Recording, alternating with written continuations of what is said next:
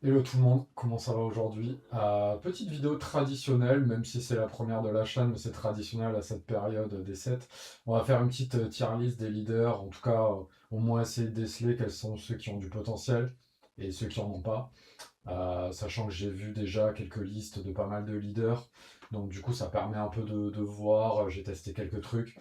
Donc ça permet déjà de corroborer ses intuitions ou pas, sachant qu'évidemment on en saura plus pendant le set, mais bon, on a déjà quand même pas mal d'infos, je pense. Donc voilà, on va commencer sans plus tarder avec Daedra. Alors attendez, ouais, voilà, elle est là. Daedra qui permet pour un, soit de faire de dégâts, soit de piocher. Donc du coup là, il y a un peu, et puis elle sera 4 avec Red 2 si tu as plus de cartes, donc ça fait une 4-5 quand même à 4. Donc très intéressant. Bah du coup, c'est fort dans les deux optiques, contrôle ou aggro. Nous dans la team, les gens croient plus au potentiel contrôle, mais je pense qu'en aggro, il y a potentiellement des trucs à faire. En contrôle, elle serait du coup en rouge-bleu type Bosque. Potentiellement, elle pourrait jouer Colossus parce que bah, du coup, elle a la pioche intégrée. Donc pourquoi pas. Sachant que bon, il y a quand même beaucoup de joueurs de contrôle qui n'aiment pas trop démarrer avec une carte en moins et ça fait sens. Mais à voir si ça peut être pertinent. Après, tu laisses le choix à l'adversaire. Donc, comme d'habitude, l'adversaire va choisir ce qui est le mieux à ce moment-là.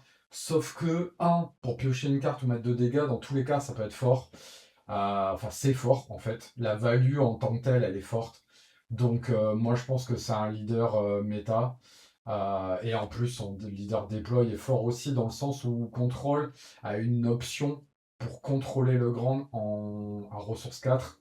C'est-à-dire que si le joueur aggro, il va faire piocher forcément. Donc déjà, tu auras plus d'options pour le gérer. Et en plus de ça, à 4, du coup, tu auras une de 5 avec Rat 2 qui va pouvoir aller gérer du board. Donc très très intéressant.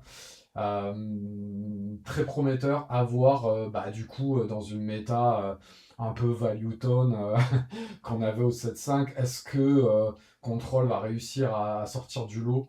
Mais a priori oui, parce que bah, du coup avec la pioche de cartes ou mettre les deux dégâts, même qu'en midrange, dans tous les cas les deux options vont être fortes. Donc voilà, à voir quelles vont être les listes optimales, mais bon, clairement ça peut être très très compliqué à build, je pense. Vu que bon, de toute façon on connaît tous les bons removal et tout ça.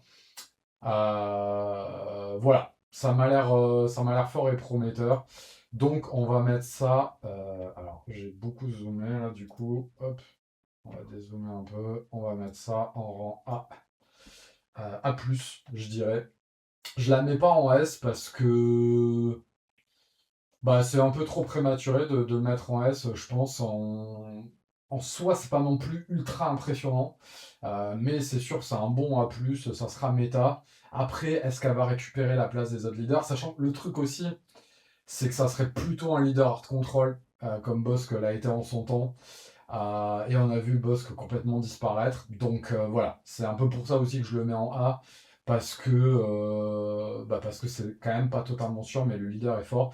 Et puis sur ses capacités aggro, à voir comment il se build. Pour l'instant, moi j'ai pas trop vu de liste ultra pertinente. Il y a des listes double rouge qui tournent et tout. Faut attendre un peu, ça va être plus dur parce que bah, c'est un peu innovant comme style de leader. Mais voilà, très intéressant.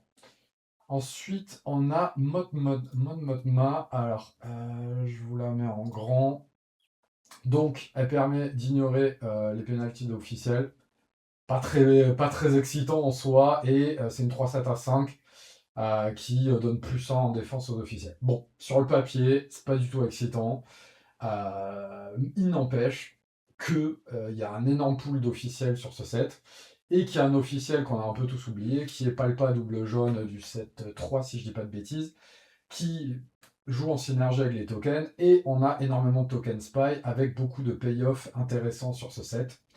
Donc, les deux cumulés font que moi j'ai envie d'y croire.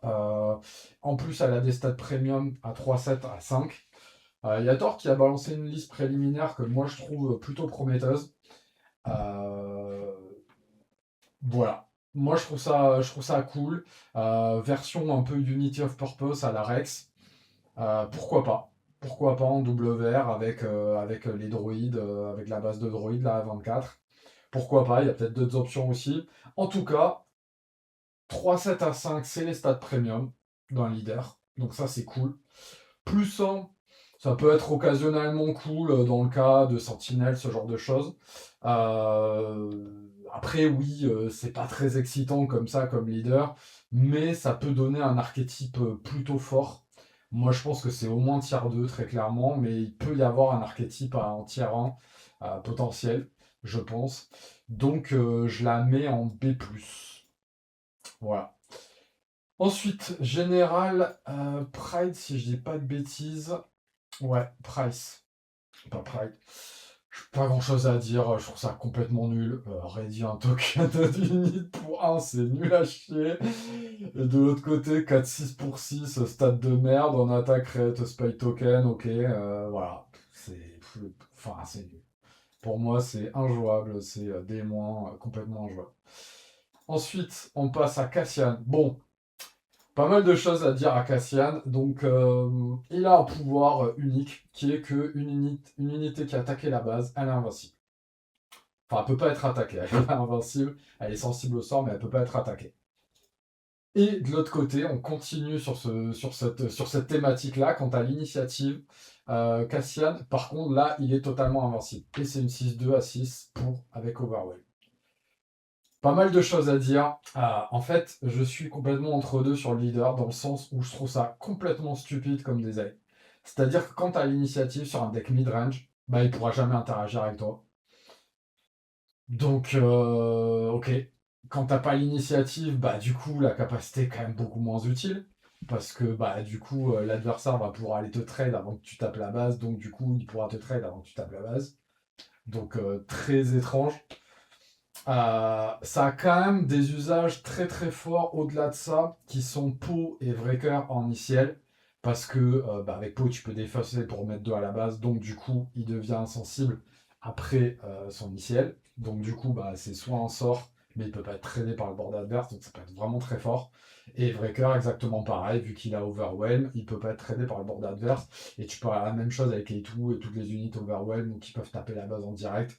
Donc il y a quand même des usages très forts qu'avec ICL, du coup c'est vraiment un leader 100% ICL, de ce que moi je vois, euh, qui a un potentiel vraiment fort, hein, clairement, surtout quand tu as l'initiative et que tu joues contre du midrange, où il y a quand même beaucoup de midrange, voire même de l'aggro, qui peut pas aller te trade et tout, et où tu vas taper en premier de toute façon, donc normalement tu as l'avantage de l'initiative. Et quand tu le sors, bah, c'est pareil, c'est initiative dépendant, il est invincible quand tu as l'initiative, donc tu le sortiras qu'avec l'initiative. Et imaginons tu le sors avec Sinta, il a l'initiative, il tape à 6, tu prends l'init au tour d'après, bah du coup il est re-invincible au tour d'après, donc tu peux avoir vraiment des cas de figure complètement débiles. Et donc bah, beaucoup de gens se plaignaient, et moi aussi, de l'importance de plus en plus présente de l'initiative, à la fois de l'initiative et à la fois de cartes designées autour de l'initiative, type General Pride, type toutes les cartes autour de la force et tout. Il y avait quand même beaucoup de cartes qui étaient liées à. Enfin, quand tu avais l'initiative, souvent, il y avait quand même beaucoup d'avantages à ça. Anakin est aussi un leader assez dépendant avec l'initiative. Et là, de rajouter un leader dont le design est quasi intégralement basé là-dessus, je trouve ça ouais, stupide. Je comprends pas le choix de design. Il n'empêche que moi je pense que c'est fort. Moi je pense que c'est au moins A+, voire craquer. Moi je pense que c'est A+, quand même, parce que le truc, c'est qu'il y a des decks qui vont pas du tout être sensibles à ça. Donc c'est un leader aussi qui est très polarisé. Genre tous les decks contrôle s'en foutent complètement. Surtout les decks hard control et tout. Donc tout ce qui joue avec très peu d'units s'en fout complètement. Tout ce qui est basé principalement sur les sorts s'en fout complètement. Et quand t'as pas l'init, c'est clairement pas le même deck potentiellement. Donc, en fait, c'est A+, mais en même temps, est-ce qu'un joueur compétitif va prendre ça avec ce facteur un peu chance de l'initiative ou pas, qui va vraiment potentiellement donner un win rate vraiment plus élevé au deck quand t'as l'init? Ouais, c'est très étonnant comme design, je comprends pas trop, mais je suis obligé de le mettre en A parce que je pense que ça peut être vraiment fort. D'ailleurs, il y a Veil de Shot qui a fait une petite liste en initiale, un peu à l'arrache et tout, avec les cartes vraiment évidentes, et tu le vois quand tu vois les games, t'es en mode, ah ouais, le truc peut faire des trucs complètement, le deck peut faire des trucs complètement craqués. Donc c'est pour ça que je le mets en A+. Est-ce qu'il sera compétitif là maintenant de suite? Je sais pas. Je pense que Sabine reste quand même plus stable. Et beaucoup de gens en parlent de post-rotation, sauf que post-rotation, il n'y aura plus ICL, et moi je crois beaucoup moins au leader sans ICL. Donc pour moi, c'est un leader pour maintenant. Mais est-ce qu'il va passer devant Sabine dans la méta? J'y crois pas trop, parce que Sabine sort à 4 quand même, donc c'est vraiment pas la même histoire en termes de pression. Mais le pouvoir de Cassian est quand même très fort. Mais Sabine est beaucoup plus polyvalente et complète contre tout, même ce qui joue quasi que des sorts. Donc voilà, je pense que Sabine va rester au-dessus. Mais peut-être que Cassian, dans certains cas de figure, notamment quand les decks midrange, hein, pour moi, Anne 2, typiquement, Anne 2 Force, c'était très fort contre Sabine. Bah, c'est peut-être moins fort contre Cassian, surtout sans l'initiative. Donc voilà. Luten. Luten, je vois des avis très polarisés dessus, et j'avoue que j'ai du mal à comprendre ceux qui s'excitent dessus. Je ne comprends pas trop, donc quand une friend unit, donc quand une unité amie attaque et défite, tu peux mettre un dégât à une unité de base, et pareil de l'autre côté, mais avec 2 dégâts.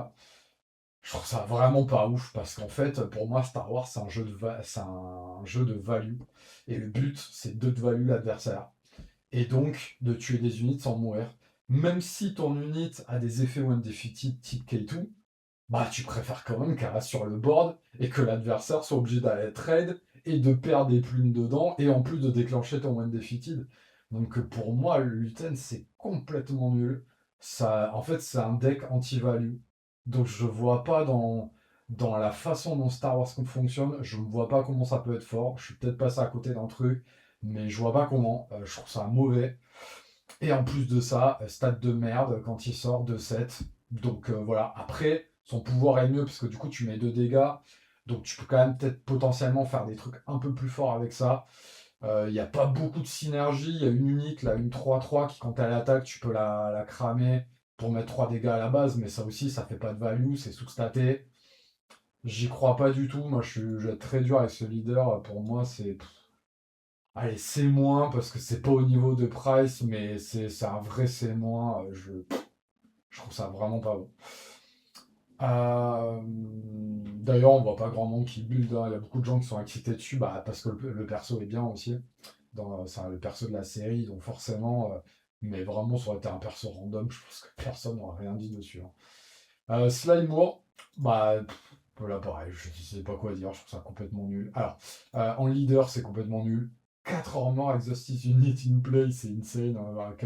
Dans quel monde t'as régulièrement des boards de 4 unités, et en plus de ça, pour juste créer un spy token, genre la condition est insane, il faut payer un, il y a une condition insane, et tout ça pour créer une 0-2 raid 2, aucun sens. Et stat de merde de l'autre côté, et en attaque, 2 damage sur un exhausted unit, ça c'est ok. C'est pour ça que les stats sont moins fortes. C'est vrai que quand le leader sort, c'est plutôt cool, mais le côté leader est tellement mauvais. C'est dommage, hein, la showcase, c'est probablement une des plus belles du jeu, elle est insane. Mais non, le leader, c'est pas possible pour moi, c'est D+, hein. On parle de construit, évidemment, hein, je parle pas du tout en limité, hein. Je préfère quand même le préciser, parce que potentiellement, là, il y a des leaders dont on parle, potentiellement, elle, juste pour l'effet leader, elle est peut-être ok, tu vois. On continue le bail des leaders de merde. C'est 3 PO, donc là, tu contrôles exhausted unit, exhaust unit. La condition est nulle. Non. En plus, faut payer un. Non, c'est complètement nul. Pareil de l'autre côté, stat de merde. Là, je veux pas aller plus loin, mais c'est vraiment. Je pense que c'est le pire leader du set, hein. Pour moi, c'est vraiment complètement injouable.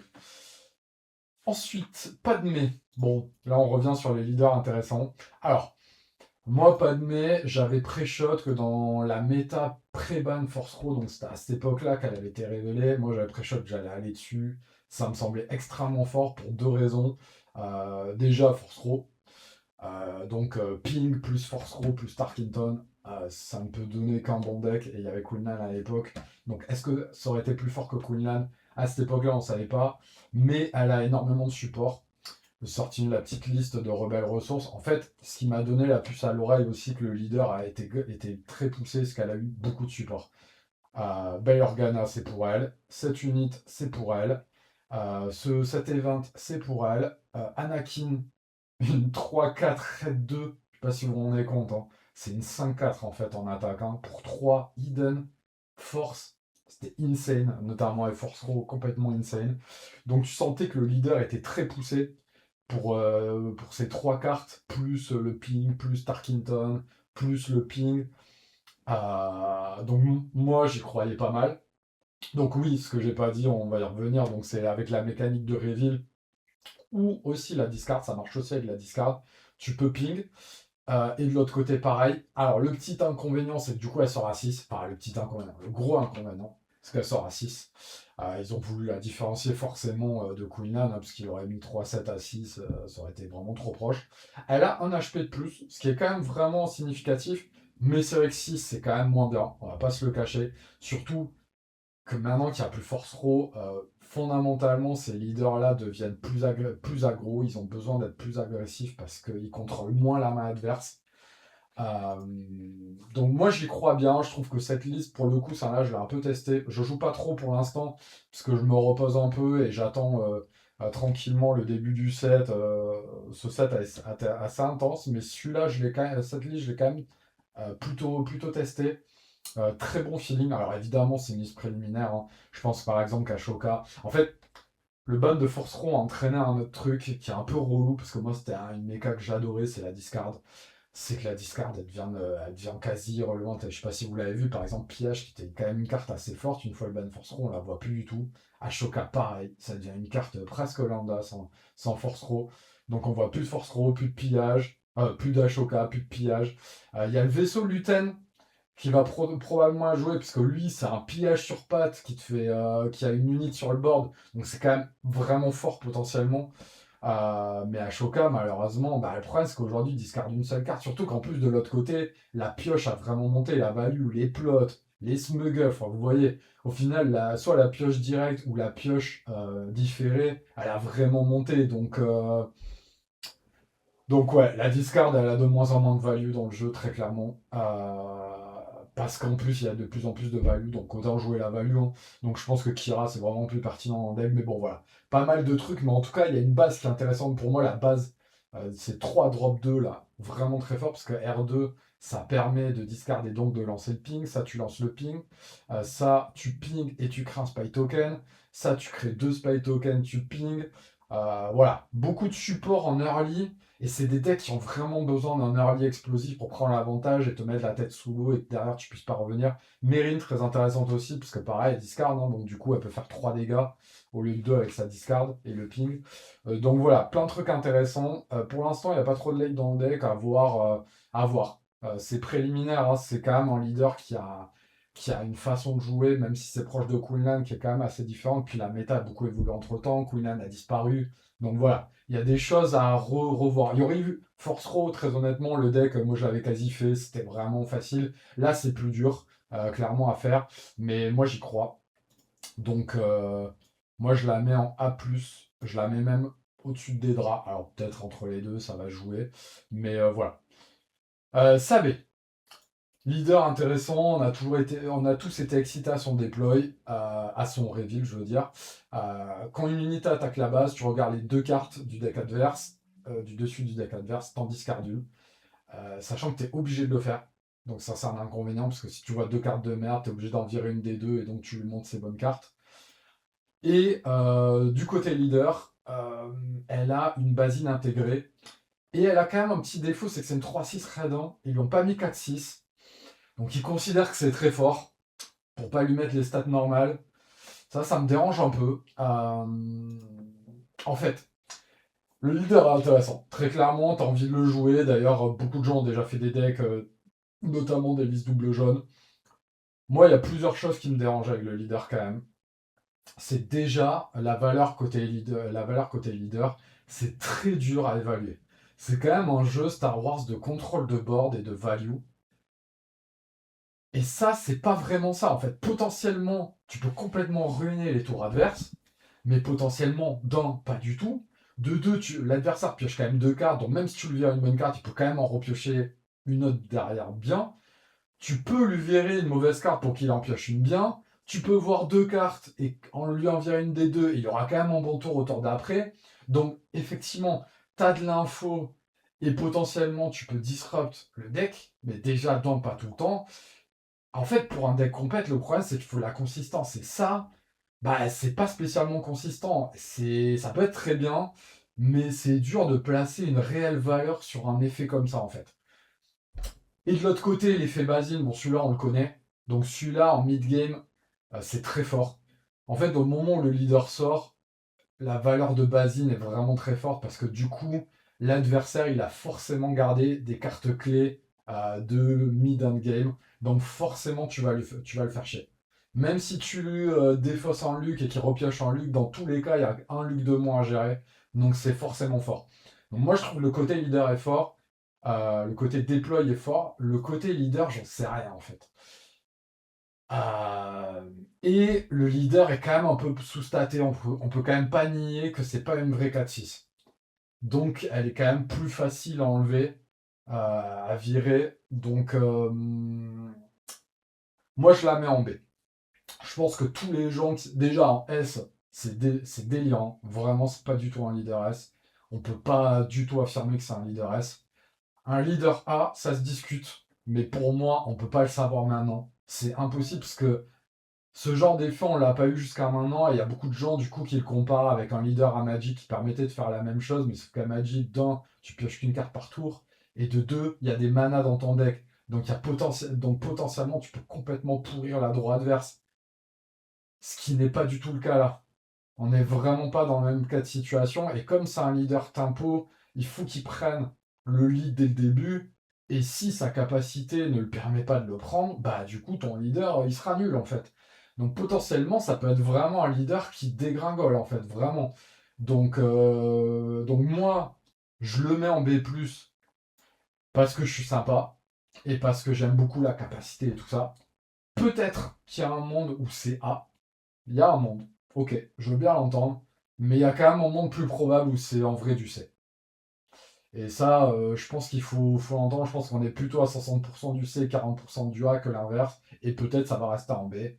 Mais je pense que le potentiel compétitif du leader, il est quand même très discutable. On va voir. Mais moi, je pense que c'est très discutable.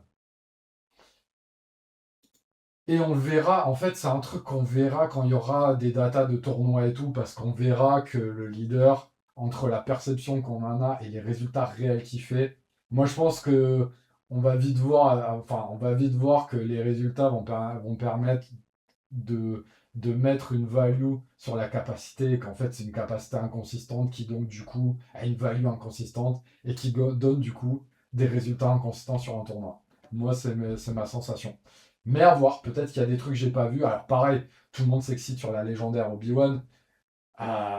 Oui, c'est très cool, c'est très sympa sur le papier, mais c'est une 4-5 à 4 qui fait rien quand elle arrive, donc déjà premièrement. Donc stat, ok, mais elle fait rien quand elle arrive. Et quand t'attaques, pareil, ok, tu vas voir les deux cartes, tu vas peut-être pouvoir en jouer une du deck adverse, mais déjà, d'un, potentiellement les deux sont injouables. De deux, elles sont d'autant plus injouables que c'est pas des cartes de ton deck. Donc du coup, normalement, c'est pas des cartes qui ont spécialement la synergie avec ce que tu es en train de faire. Donc voilà. Et puis voilà, et c'est tout, il n'y a même pas besoin de 2-3 en fait. Donc encore une fois, c'est une carte inconsistante aussi. Donc penser que ça va donner une valeur compétitive, bah en fait, tout ce qui est inconsistant, c'est par essence pas compétitif. Donc voilà. Je peux pas en dire beaucoup plus. DJ. DJ, leader intéressant, très dur à évaluer, mais j'y crois pas. Même je l'ai vu un peu tourner sur Karabast et tout. Alors peut-être qu'encore une fois, c'est un leader qui est tellement original que peut-être qu'il faut du temps et tout. Mais déjà, Qui-Gon, c'était original et on s'attendait potentiellement à ce que ce soit bien. Et puis finalement, c'est tellement relou en termes de conditions pour que ça marche que bah du coup en fait c'est pas du tout joué. Bah DJ, je pense qu'on n'est pas loin de ça, hein, et je pense qu'en plus le potentiel du deck est moins fort que Qui-Gon. Donc pardon, c'est ici donc j'y crois pas. Donc vous avez vu en gros tu joues des unités avec une réduction de 1 et que tu captures sous tes propres unités.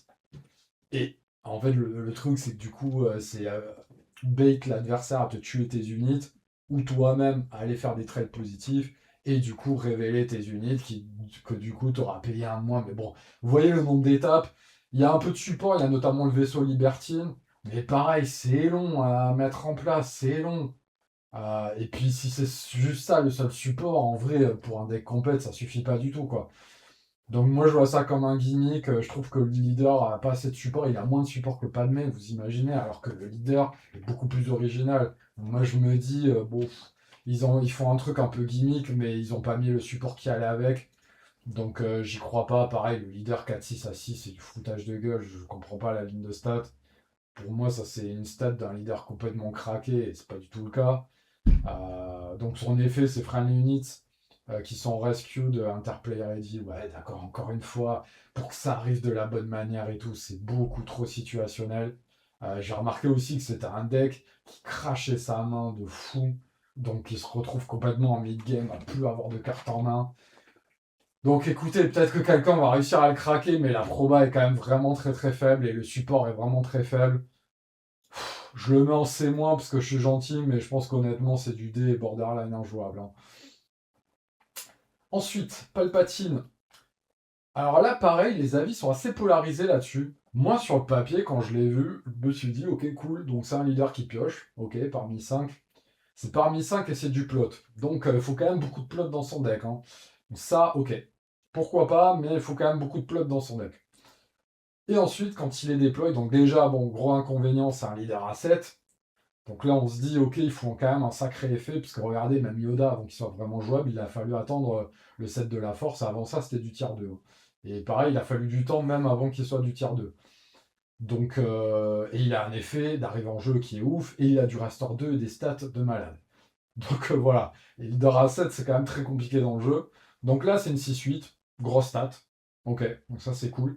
Et quand il est déployé, tu payes -3 à ton prochain plot. Donc en gros, à ton tour à 7, tu vas pouvoir jouer jusqu'à 10 de value en truc.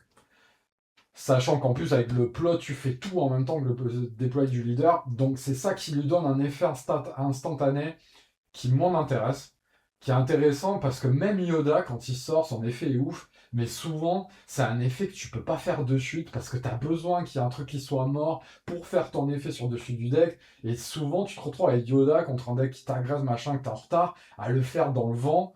Enfin, à le faire sans avoir fait ton effet, et du coup à gamble un peu le truc, et à te retrouver avec un drop 2, et il n'y a que des drop 3 en face où tu as besoin absolument de virer un drop 4 ou un drop 5, et tu peux pas parce que t'as pas eu le temps de faire ton effet, t'as besoin de le faire, et des fois ça va te faire gagner une game, et des fois pas du tout. Donc voilà, ça peut être très chiant qu'on les decks agressifs, parce que pareil, le Restore 2 c'est bien beau, mais il faut taper. C'est un leader qui est assez lent à son deploy, donc il est très très fort, mais très lent à son deploy. Ce qui n'est pas le cas de Chancellor Palpatine, il est très rapide au deploy, notamment évidemment, bah, vous l'avez vu. Putain, j'ai pas mis mon micro devant ma bouche depuis le début, je suis désolé, donc le son sera pas ouf au début, mais là ça va être beaucoup mieux.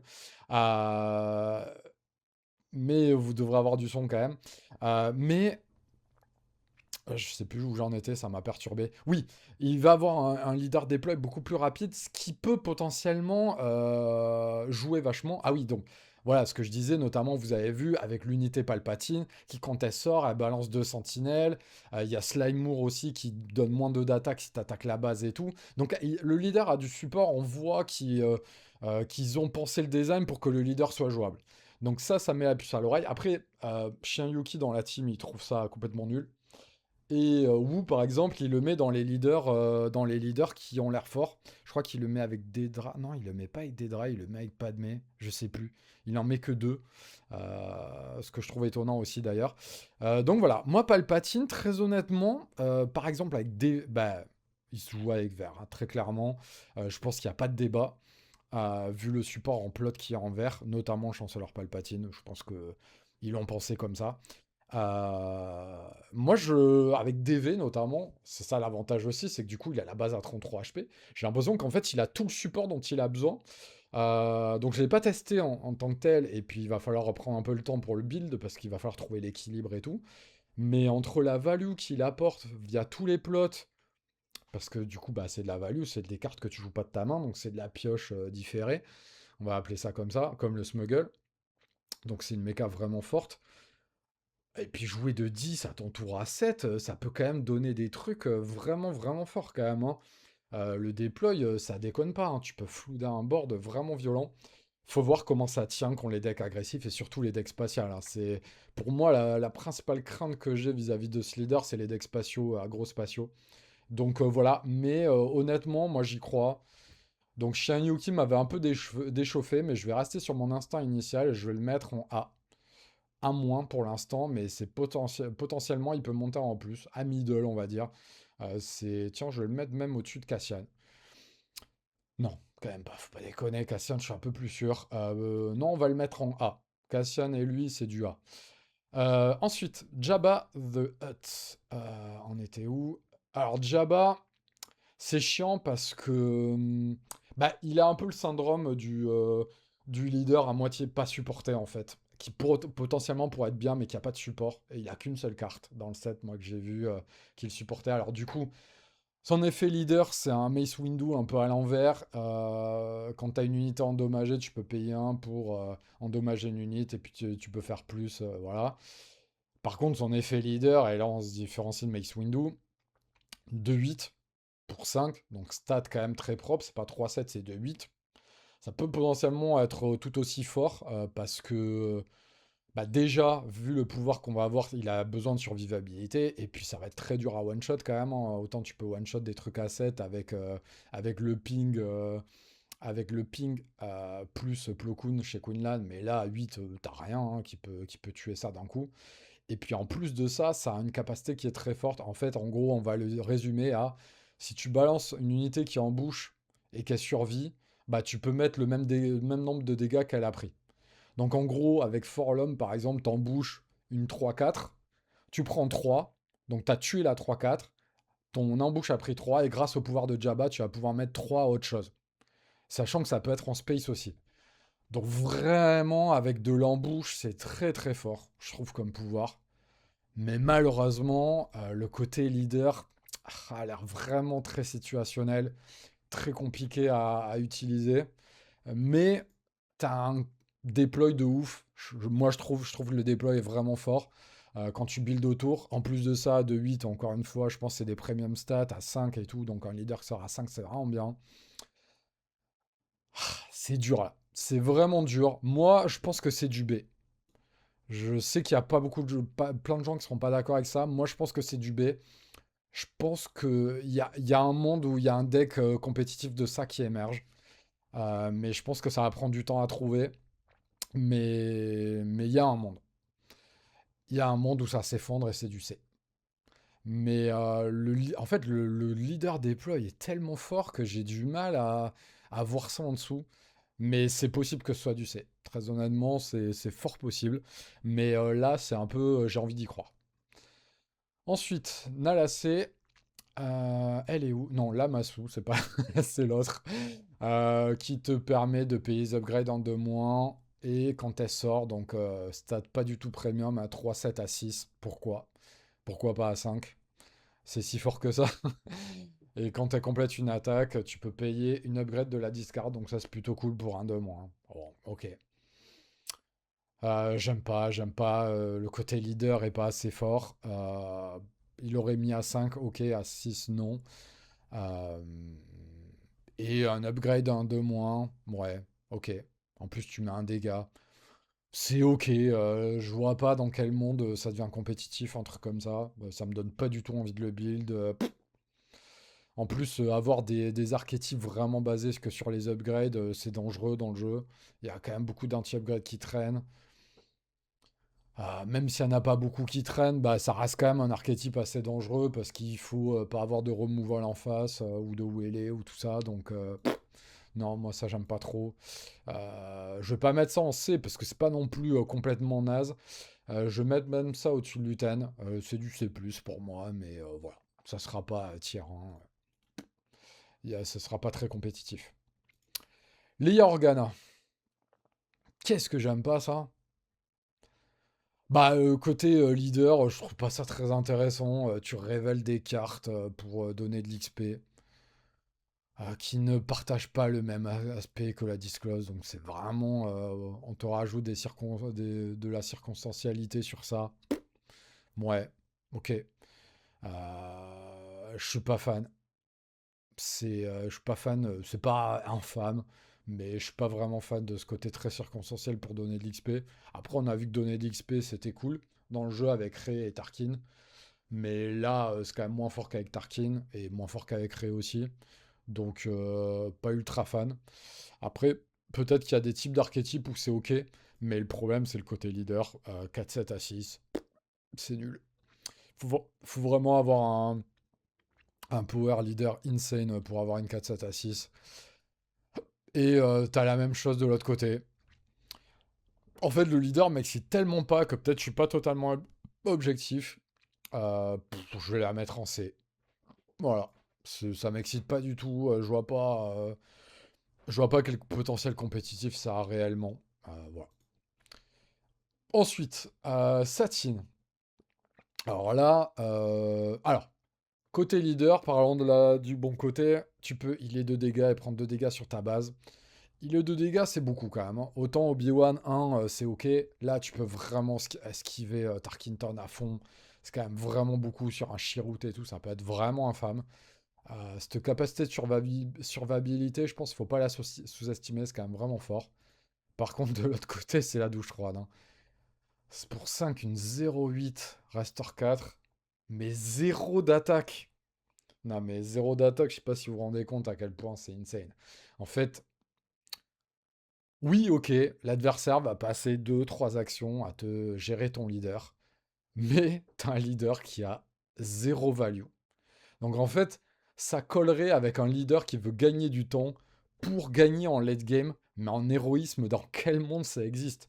Même en Villénie, ça serait compliqué, mais Villénie a des armes, mais héroïsme a pas du tout les armes pour faire ça. En fait, c'est un leader qui dit je vais tempo comme un ouf pour gagner au tour 9, tour 10, tu vois. En fait, c'est un leader, il faudrait qu'il y ait des cartes qui disent avec certaines conditions, tu win la game à 10 ressources, 12 ressources, j'en sais rien.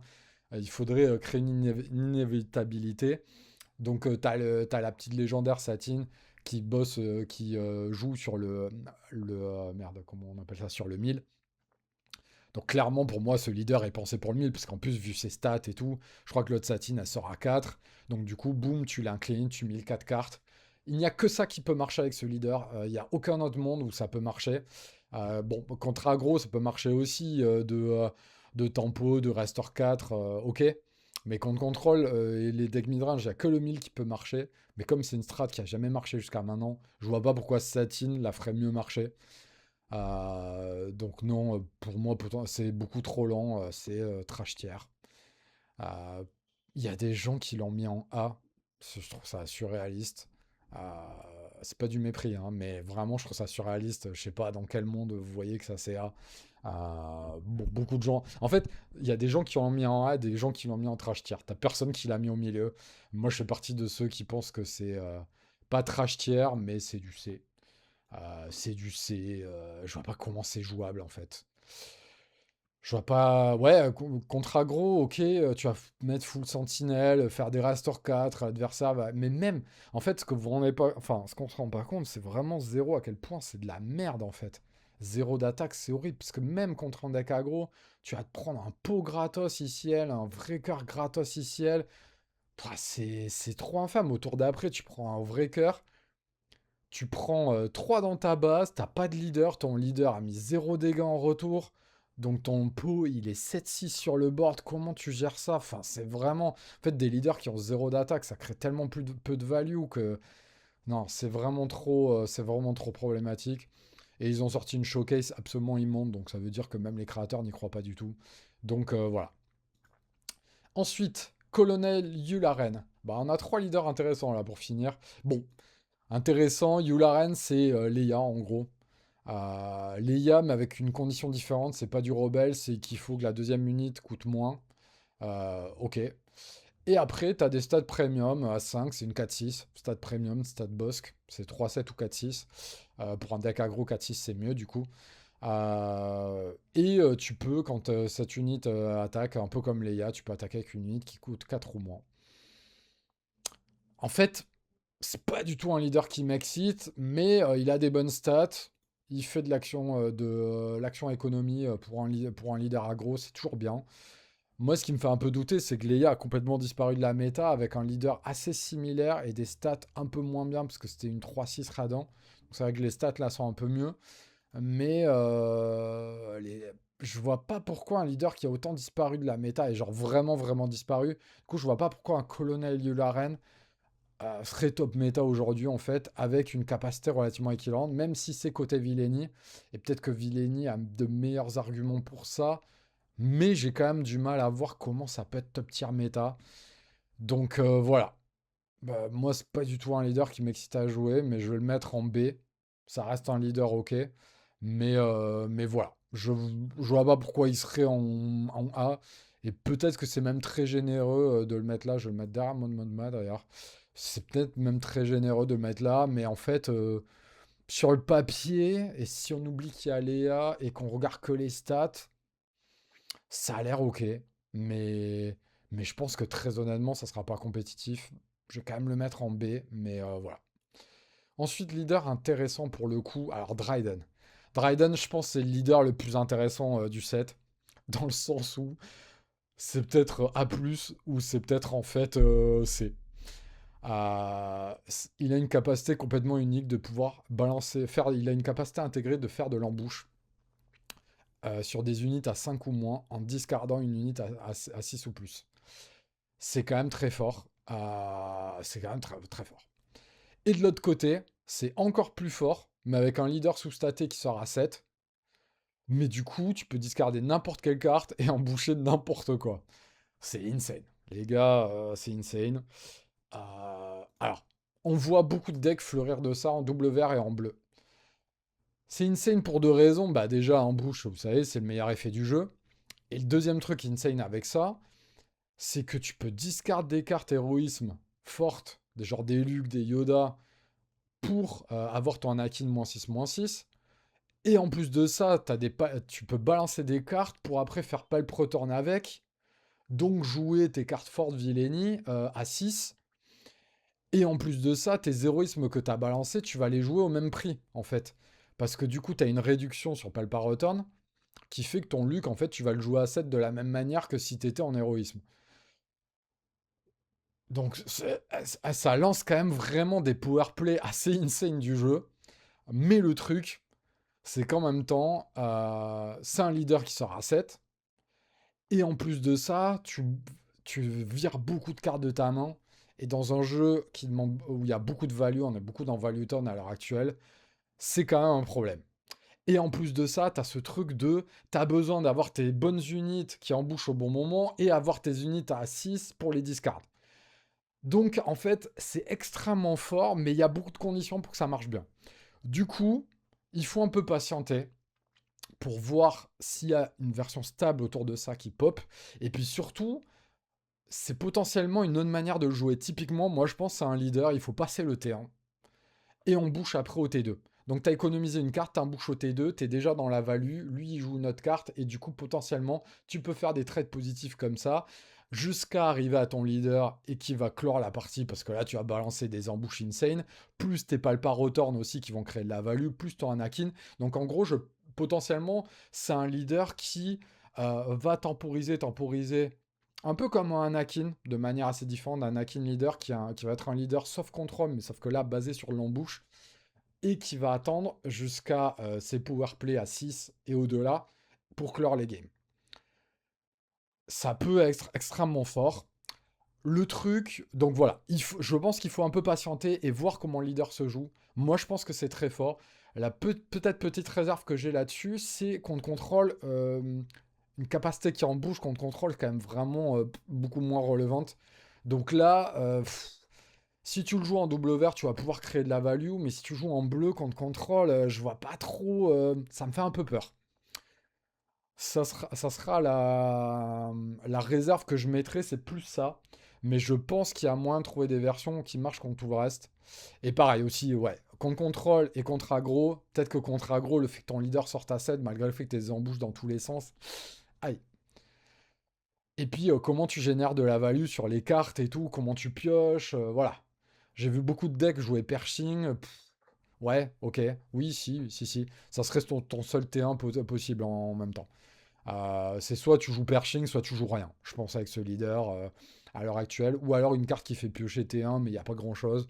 Il y a une 1-1 qui fait piocher T1. Bon, autant rien jouer que de pourrir ton deck avec ça, hein, très clairement. Donc voilà, moi honnêtement, j'y crois. Je vais mettre ça en A. J'y crois. Mais impossible de mettre ça en S comme ça. Peut-être que je me trompe et ça va redescendre en B, mais je vois pas du tout ça en dessous de B, hein. Très clairement, ça a des powerplays tellement insane que je vois pas ça en dessous de B. Dernier leader et le plus unique, Bail Organa. Un leader que tu peux déployer de... Alors, il peut piocher des cartes de ta ressource. Pour du late, je trouve ça très très fort. Pour tenir en late. Enfin, et de l'autre côté, t'as une 3-3 qui sort à 4 qui est gratos. Enfin, qui est gratos, normal, c'est un leader. Mais c'est surtout le fait que tu peux le faire de multiples fois. Mais pour ça, il faut discard 2 cartes. Donc non, c'est pas du tout gratos pour le coup. Et après, il y a un effet là un peu, j'ai l'impression un peu marginal, mais peut-être pas tant que ça. Mais quand tu joues des cartes de tes ressources, tu peux heal one damage. Donc en gros, quand tu joues des plots à chaque fois que tu le sors, non, c'est pas du tout marginal en vrai, parce que du coup, tu peux soigner beaucoup. Du coup, ça donne l'impression d'un leader un peu value tone, infini, contrôle. Mais pour l'instant, j'ai pas vu ces listes. Mais moi, j'ai l'impression que le leader a été designé comme ça, entre cette capacité de pioche de tes ressources pour aller choper tes trucs que tu as dû mettre en late en ressources. Et ça, quand je vois qu'il a une capacité de soin à chaque fois que tu joues des plots avec lui, moi j'ai l'impression que c'est un leader contrôle. Pour l'instant, on n'a pas vu ces listes-là, mais je pense qu'elles vont popper à un moment. Enfin, un leader contrôle, un leader mid-range value late. On va le dire plutôt comme ça. Surtout en vert héroïsme, il y a beaucoup de ça. Kelleran, One, Ewing, enfin, il y a vraiment tout pour faire ça. Mais les premières listes pour l'instant qui ont popé, c'est plutôt des listes avec les bases Droid, Manufactory et celle qui fait piocher. Et c'est vrai que ça a du sens. Un leader qui se déploie qui se déploie. En fait, j'ai envie de dire Gratos parce que celui auquel on pourrait comparer, c'est General Trench, mais General Trench, il demande des ressources pour le déployer, alors que lui, il demande, entre guillemets, juste de discard des cartes. Sauf que, bah, du coup, tu as envie de le jouer avec des plots. Mais du coup, pour l'instant, on le voit surtout en aggro avec Droid Manufacturé. Donc, Torque a sorti une liste double verte. Il dit que c'est fort. Moi, je l'ai pas testé, mais c'est vrai que sur le papier, elle a un bon potentiel, très clairement.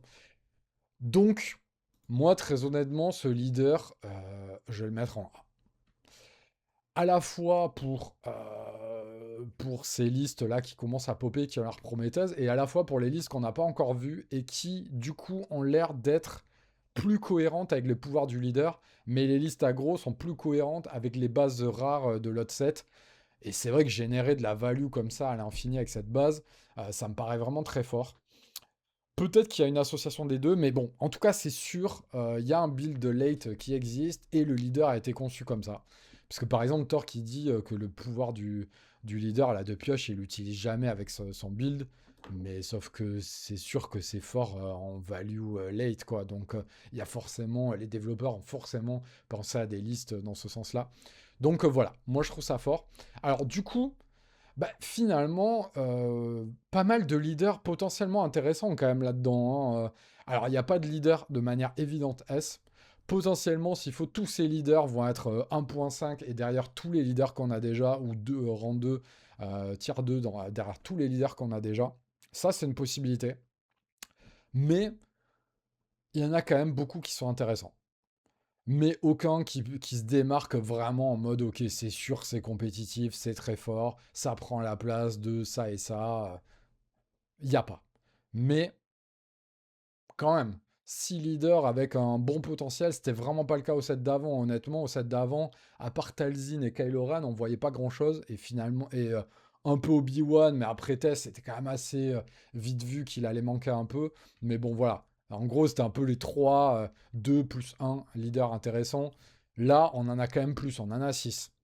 Sachant que Talzin, pour moi, c'était plutôt S. On était sûr que Talzin, ça allait quand même être fort. Là, c'est plus dur à dire. Même si Padmé, j'y crois quand même. Mais voilà. On a ces 6 leaders intéressants. Ces 4 qui potentiellement. Alors, ces deux premiers. Ouais. Ces 4 qui potentiellement peuvent monter dans le cran, mais bon, j'y crois pas trop. Et puis après, tout ça qui est un peu. Voilà. Ça va être vraiment plus compliqué. Donc voilà. Quand même, 7 plutôt intéressants niveau leader. Moi, je trouve que là, 6 leaders, c'est 6 leaders qui donnent envie de build. Plus 2 on va dire. 6 plus 2. Potentiellement Jabba aussi. Moi, ça, j'aime moins. Mais peut-être que ça va donner quelque chose d'intéressant. Mais 6 plus 3 on va le dire comme ça. Euh, voilà. Ça reste quand même satisfaisant. Donc voilà, dites-moi si vous voulez que je parle un peu des cartes intéressantes du set, sans forcément parler que des légendaires, mais voilà, un peu le top 10 des cartes que je trouve vraiment intéressantes, ou le top 15, parce qu'il y en a pas mal quand même des cartes intéressantes dans le set.